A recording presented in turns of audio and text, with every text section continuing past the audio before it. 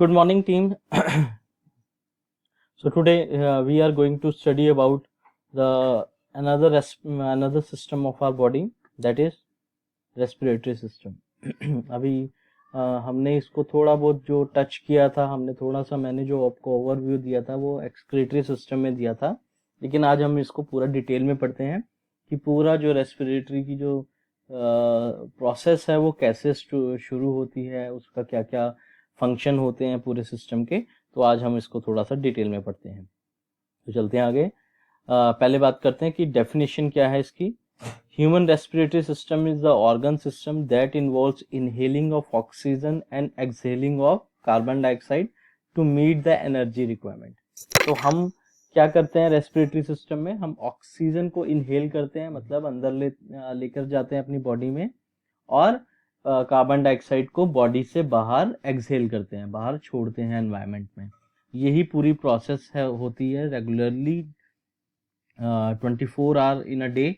और ये क्यों चाहिए करनी पड़ती है हमें? Because of the energy requirement. जो ऑक्सीजन जो है उसका काम क्या है हमारे, अभी हम डिटेल में भी पढ़ेंगे कि जो हमारा ऑक्सीजन है वो एनर्जी की जो रिक्वायरमेंट है बॉडी की उसको पूरा करने में मदद करता है।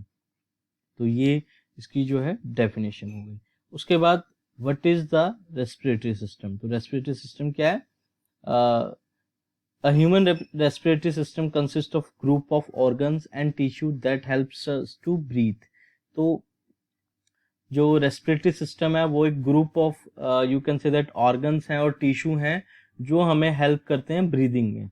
Lungs are the primary organ of the respiratory system which help in exchange of gases. तो इसमें से लंग्स एक इम्पॉर्टेंट ऑर्गन है जो हमें हेल्प करता है एक्सचेंज करने में गैसेस की, जैसे ऑक्सीजन को हम इनहेल करते हैं और कार्बन डाइऑक्साइड को एक्सहेल करते हैं। तो ये जो रेस्पिरेटरी सिस्टम है ग्रुप ऑफ सिस्टम है या ऑर्गन्स हैं या टिश्यूज हैं जो कि मिल के बनाते हैं इस पूरे को, जिसमें लंग्स एक इम्पॉर्टेंट ऑर्गन देखा गया है। उसके बाद the other main part of the system includes a series of airway और air passage like blood vessels इसमें इन्वॉल्व होती हैं, muscles that facilitate the breathing. तो हमारी जो रेस्पिरेटरी ऑर्गन्स हैं या टिश्यूज हैं उसके साथ साथ ब्लड वेसल्स हो गई हमारी बॉडी की और मसल्स हो गई, वो भी रेस्पिरेटरी सिस्टम में इन्वॉल्व होती हैं। उनका भी एक इम्पॉर्टेंट रोल रहता है इस सिस्टम को कंप्लीट करने के लिए। नेक्स्ट बात करते हैं मैकेनिज्म ऑफ ब्रीदिंग। तो जो हमारे ब्रीदिंग करते हैं उसका मैकेनिज्म क्या होता है। देखिए इसमें दो मैंने इमेजेस लगाई हैं। एक में क्या हो रहा है, we are taking inside the body, हम यहाँ बाहर से एनवायरनमेंट से जो ऑक्सीजन है या जो भी गैसेज हैं हम क्या कर रहे हैं, इनहेल कर रहे हैं। तो उससे क्या होता है, थोरेसिक कैविटी जो है, जैसे जो छाती का पार्ट है, जब हम सांस लेते हैं तो हमारा जो थोरेसिक कैविटी है वो एक्सपैंड होती है, बाहर की तरफ आती है, आप करके भी देख सकते हैं।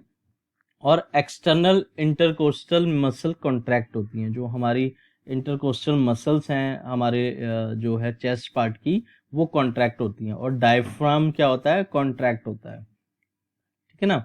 मतलब वो डायफ्राम से फिर क्या होता है, देखिए ये डायफ्राम है नीचे, ये डायफ्राम है, इससे फिर क्या हो रहा है, जो ऑक्सीजन है वो बॉडी में ट्रांसफर हो रही है।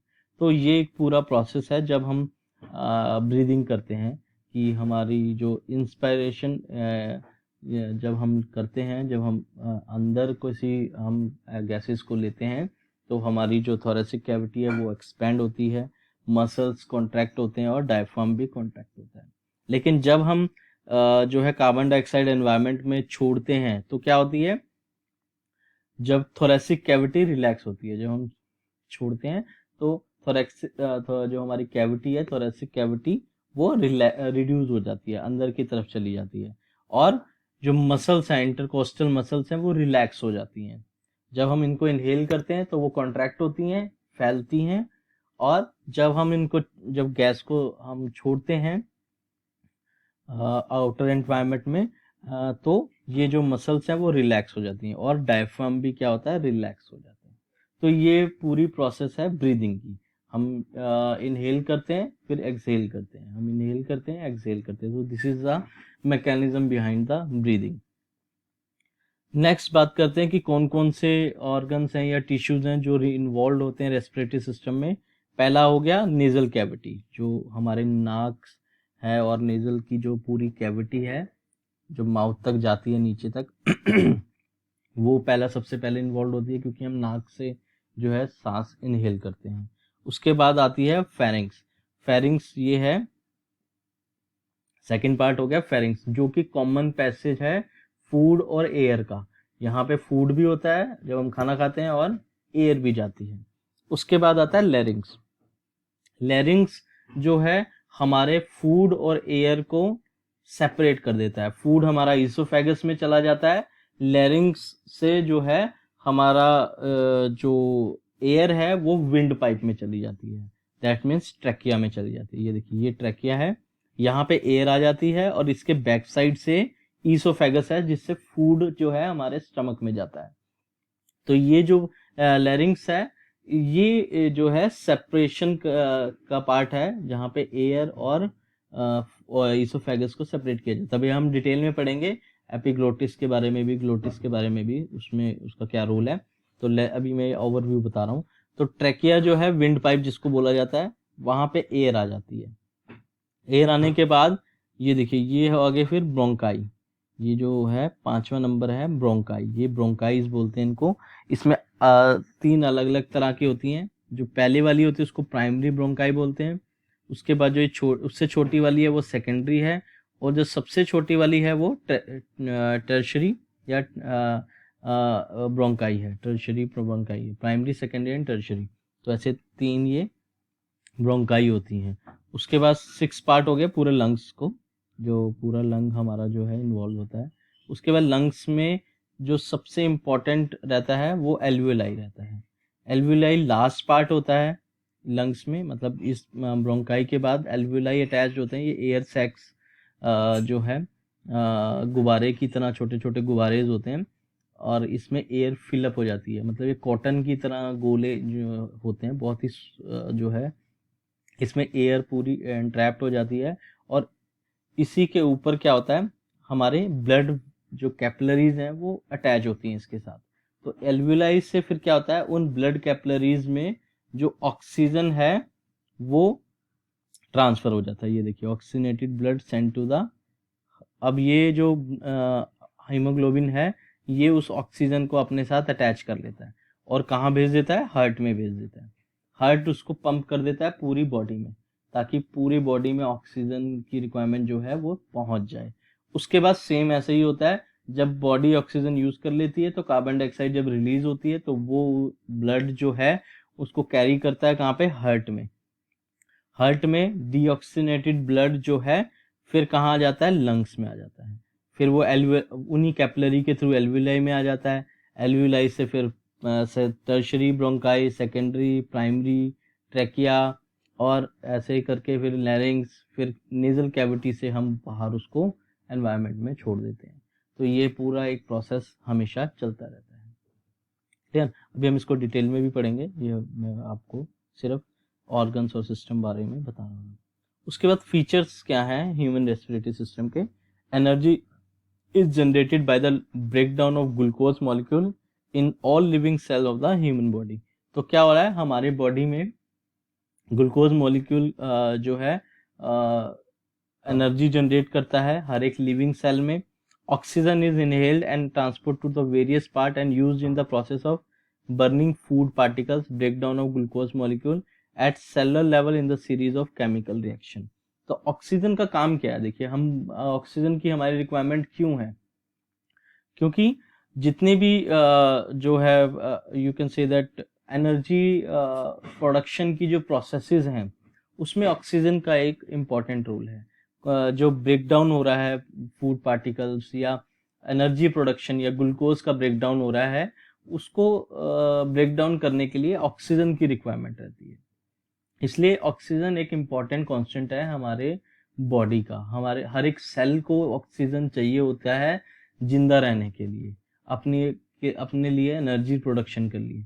तो इसलिए oxygen is one of the most important constant required for the energy production and for the living cells. उसके बाद to obtain glucose molecule are use to discharge energy in the form of ATP. मैंने बताया कि energy जो है ATP की form में ही use होती है सेल में, that is adenosine triphosphate molecule by the human body to fulfil an essential life process. तो जो सेल की जितनी भी प्रोसेसेस हैं, एनर्जी प्रोडक्शन है या उसको जो भी जो है प्रोसेसेस करनी है, उसके लिए ऑक्सीजन एक इम्पॉर्टेंट कांस्टेंट है, वो उसको चाहिए ही होगा। इसलिए जो है रेस्पिरेशन जो प्रोसेस है वो is one of the most important process in our body for the living of every cell. उसके बाद अगर जो बात करें ट्रैक पूरा, अगर जो मैं रेस्पिरेटरी ट्रैक को ऊपर से नीचे तक लेके जाता हूँ तो कैसे है, नॉस्ट्रिल हो गए, जो हमारे नोज हो गए, उसमें नॉस्ट्रिल में नोजल कैविटी पूरी आ गई। उसके बाद फेरिंग्स, उसके बाद लेरिंग्स हो गया, एपिग्लोटिस हो गया, ये भी एक नया मैंने आपको अभी बताऊंगा कि एपिग्लोटिस क्या है। उसके बाद ट्रैकिया, जिसको विंड पाइप भी बोलते हैं। उसके बाद bronchioles, bronchi, alveoli and lungs. तो ये ऐसे पूरा जो है रेस्पिरेटरी ट्रैक है। तो पहले बात करते हैं नॉस्ट्रिल्स की। देखिए नॉस्ट्रिल्स जो है, ये देखिए नॉस्ट्रिल्स, ये पूरा नोजल कैविटी हो गई, ये नॉस्ट्रिल्स हो गए। अब नॉस्ट्रिल का सबसे इम्पोर्टेंट रोल क्या है, एक तो इसमें म्यूकस रहता है। म्यूकस आप समझ सकते हैं कि एक थिकी फ्लूइड रहता है हमारे नोज के अंदर। जब हमें नजला हो जाता है तो म्यूकस ज़्यादा बनता है, लेकिन नॉर्मल कंडीशन में वो एक लेयर की तरह हमारे नोज के अंदर रहता है। और हमारे नोज हेयर रहते हैं, नोज में हेयर होते हैं। इनका सबसे इम्पोर्टेंट काम है कि जो डस्ट है, पोलन है, वायरस है, या जो भी अनवांटेड कॉन्स्टेंट हैं हमारे एयर में, उनको ये सेपरेट आउट करने में हेल्प करते हैं। जो एयर है या म्यूकस है, वहाँ पे वायरस या बैक्टीरिया जो है अटैच हो जाते हैं और फिर वो बॉडी से एक्सक्रीट आउट हो जाते हैं जब हम उनको म्यूकस को रिलीज कर देते हैं बॉडी से। और जो हेयर हैं वो डस्ट हो गई या पॉलन्स हो गए, इनको बॉडी में एंट्री से प्रिवेंट कर देते हैं। तो ये सबसे इम्पोर्टेंट रोल है हमारे नेजल हेयर का और हमारे म्यूकस जो नोज में होता है।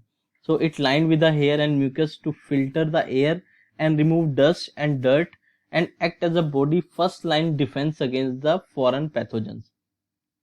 Furthermore they provide additional humidity for inhaled air. तो जो हमारी हम एयर को इनहेल करते हैं, म्यूकस की वजह से उसमें ह्यूमिडिटी भी आती है। तो ये इम्पोर्टेंट काम है नॉस्ट्रिल्स का और नोजल कैविटी का। उसके बाद जो है हमारी एयर कहाँ एंटर करती है, फेरिंग्स में। नोज के बाद कहाँ जाती है, फेरिंग्स में। देखिए ये आपका जो है नोज है, नोज से नोजल कैविटी, यहाँ से फिर क्या होता है, फेरिंग्स शुरू हो जाता है। फेरिंग्स के 3 पार्ट हैं। नेजो फेरिंग्स आता है जो नेजल पार्ट में रहता है, ओरल कैविटी में ओरोफेरिंग्स होता है, और फिर जो लेरिंग्स के पास होता है उसको लेरिंगोफेरिंग्स बोलते हैं। ये वाला जो पार्ट है ब्लू वाला। तो it is a passage behind the nasal chamber. देखिए नेजल चैम्बर है ये पूरा, इसके बैक साइड पे रहता है and serve as a common pathway for both air and food. जैसे मैंने अभी बताया कि यहाँ से तो फूड आ रहा है, ये माउथ है, देखिए यहाँ से फूड आ रहा है, ये हमारा फेरिंग्स है पूरा, और यहाँ से एयर आ रहा है, यहाँ से एयर आ रही है। तो ये कॉमन पाथवे है फूड और एयर का। यहाँ पे दोनों अटैच हो सकते हैं, एयर और जो फूड है वो दोनों का सिंगल पाथवे है। उसके बाद एयर कहाँ से, पहले नोज में आई, यहाँ पे सेपरेशन हुआ डस्ट वस्ट का, पोलन्स का। उसके बाद एयर कहाँ गई, फेरिंग्स में आ गई। अब फेरिंग्स से कहाँ जाएगी, लेरिंग्स में जाएगी।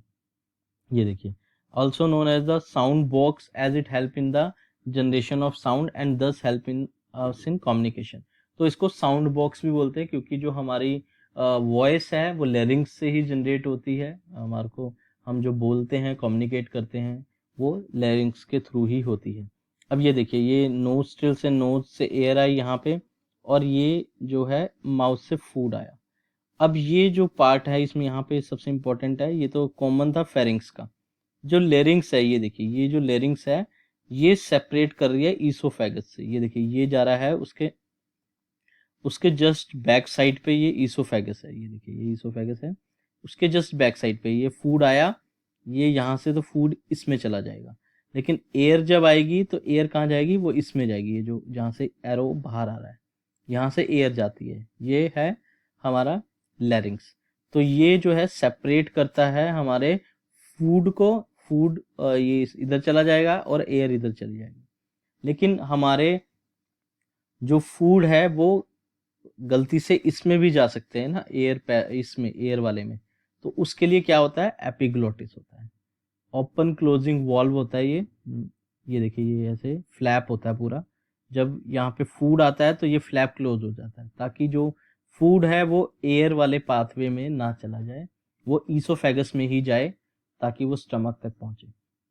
इसलिए एपिग्लोटिस जो है उसके ऊपर एक फ्लैप होता है, वो बंद कर देता है उसको जब खाना आता है, और जब एयर आती है तो वो ओपन हो जाता है, ताकि एयर जो है हमारे लैरिंग्स में जा सके। तो ये एक इम्पॉर्टेंट है, ये ग्लॉटिस के जस्ट ऊपर होता है एपिग्लॉटिस। तो ये है जो दोनों जो है फ्लैप की तरफ बंद हो जाते हैं, जब एयर की रिक्वायरमेंट होती है तब खुलता है, जब फूड आता है तब वो जो है ईसोफेगस में फूड चला जाता है। तो ऐसे ये इम्पॉर्टेंट होता है लैरिंग्स, और एक तो साउंड जनरेशन के लिए सबसे इम्पॉर्टेंट है हमारे बॉडी में। नेक्स्ट, अब एयर कहाँ जाएगी लैरिंग्स से एपिग्लोटिस का, जैसे मैंने बताया आपको, जैसे ये देखिए, ये है, ये जा रहा है ईसोफेगस, यहाँ देखिए और डिटेल में, ये नोज से एयर आई, ये फेरिंग्स हो गया। अब फूड यहाँ से आ रहा है, ये माउथ से फूड आ रहा है, तो फूड तो ये इधर ईसोफेगस में चला गया, लेकिन एयर कहाँ आएगी, इधर आ जाएगी लैरिंग्स में, और ये है एपिग्लोटिस, ये यहाँ पे बंद हो जाता है, ताकि जो फूड है वो सीधा यहाँ ईसोफेगस में जाए, इधर एयर पाथवे में ना आ जाए, इधरली साइड ना आ जाए, इसलिए ये क्लोज हो जाता है जब फूड आता है, जिसको हम एपिग्लोटिस बोलते हैं। और एयर फिर क्या होगी, जब एयर आएगी तो ये एंटर करेगी लैरिंग्स में, ये जिसको वॉइस बॉक्स भी बोलते हैं, और फिर उसके बाद ये आगे फर्दर ट्रैकिया में चली जाएगी। तो it's a flap like structure that cover the glottis and prevent the entry of food into the wind pipe. तो विंड पाइप में फूड को जाने से एपिग्लोटिस रोकता है। उसके बाद ट्रैकिया। अब क्या हुआ, देखिए ये जो है हमारा लैरिंग्स था, उसके बाद ये ट्रैकिया शुरू हो गया, ये जो है पूरा जो है ट्रैकिया, जिसको विंड पाइप बोलते हैं। It is a long tube passing the wind mid thoracic cavity into the true bronchus.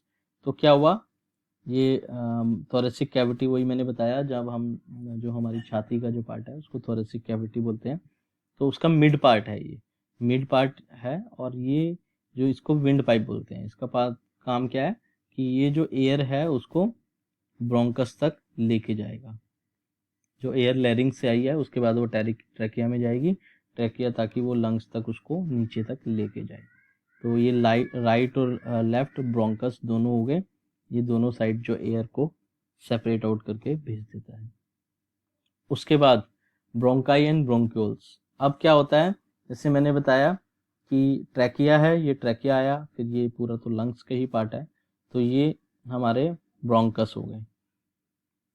अब ब्रोंकाई हो गया, the trachea divide into left and right bronchi. अब दो में जब ट्रैकिया आता है वो दो में कन्वर्ट हो जाता है, लेफ्ट और राइट में।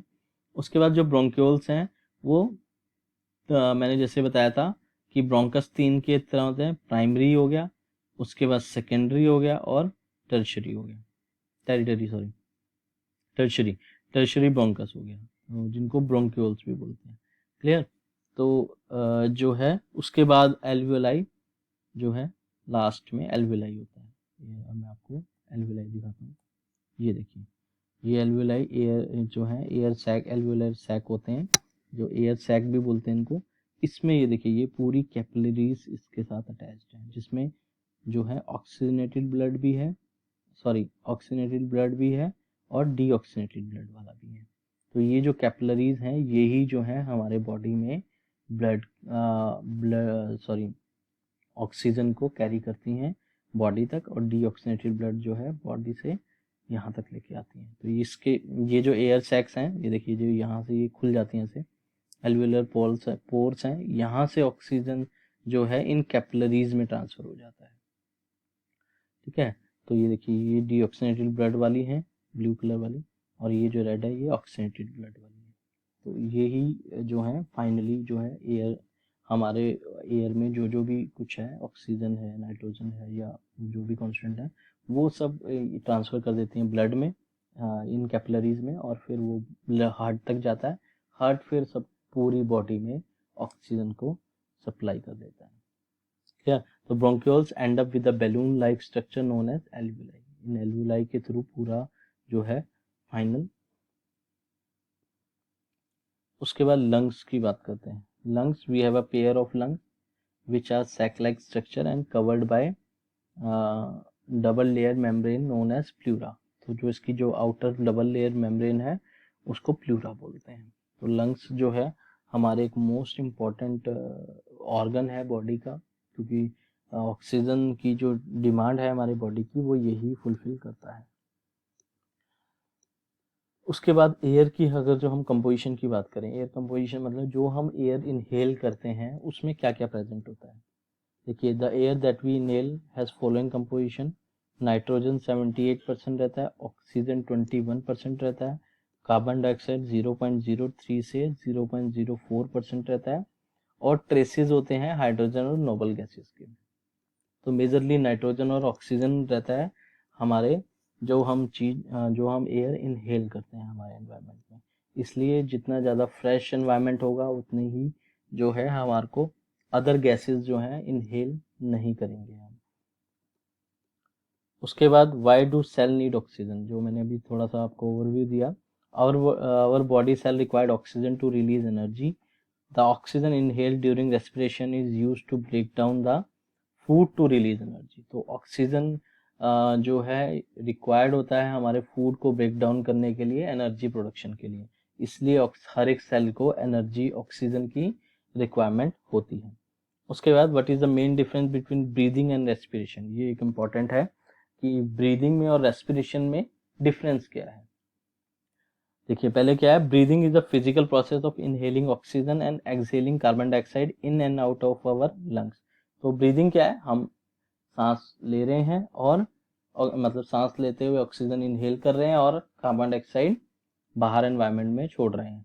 तो ये प्रोसेस को बोलते हैं ब्रीदिंग, कि हमने ऑक्सीजन इनहेल किया और कार्बन डाइऑक्साइड एक्सहेल किया।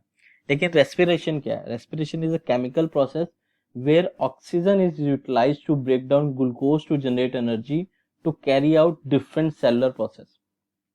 तो रेस्पिरेशन क्या है कि जो हमने ऑक्सीजन इनहेल करी उसको केमिकली वो एक केमिकल प्रोसेस है जिसमें ग्लूकोज का ब्रेक डाउन करता है ताकि एनर्जी की प्रोडक्शन हो सके, और दूसरा सेलुलर जो भी प्रोसेसेस चाहिए जिसके लिए ऑक्सीजन की रिक्वायरमेंट है उसको वो प्रोसेस जो कंप्लीट होती है या जो प्रोसेस होती है उसको बोलते हैं रेस्पिरेशन।